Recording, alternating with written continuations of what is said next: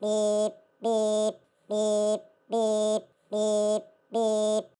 So, how does our brain work in times of emergency? The brain is divided into three parts.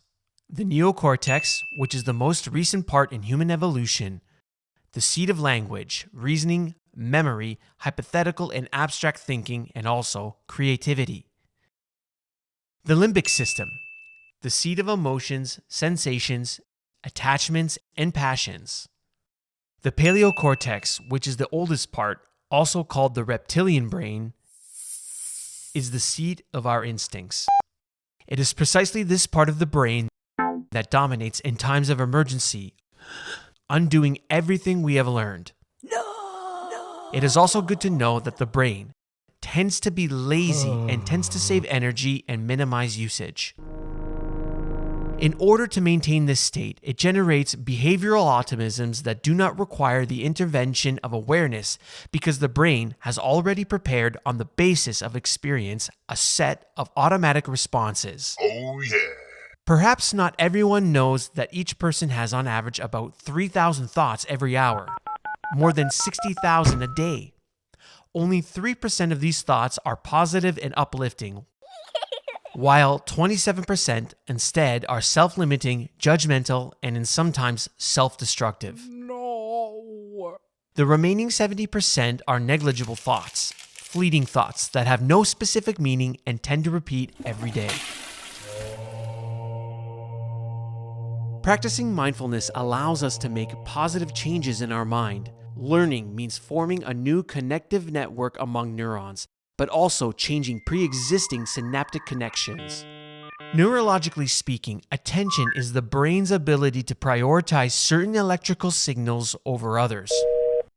Even now, while you are listening to this information and focusing on the meaning of the words, you have silenced all other sensory input and are not paying attention to where you are sitting, the amount of light, or other sounds in your environment. What arouses our attention and boosts the process of memorization? The first element is the relationship between physical movement and the enhancement of learning and memory in general. The second element, emotions. Emotions, in fact, are a way of learning combined with cognitive work. Memory is formed and maintained through repetition. Memory is formed and maintained through repetition. Repetition. Repetition. We learn by repeating because this is the only way to consolidate synapses. Yeah.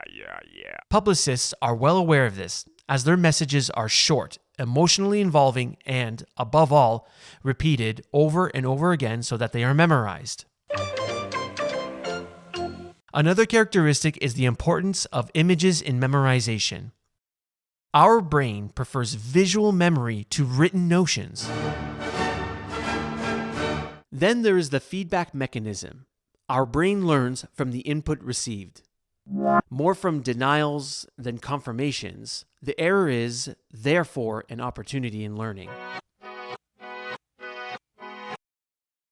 The brain is not made to do more than one thing at a time. In fact, multitasking only works in the case of simple tasks or activities that have already been memorized and are therefore considered automatic. For example, driving a car while listening to the radio.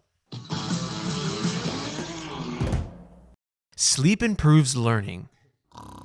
The memorization process requires sleep because, while we sleep, our cerebral cortex reorganizes all the information we have learned during the day, fixing what deserves to be remembered. NASA has found that a half-hour nap improves the performance of airline pilots by 36%.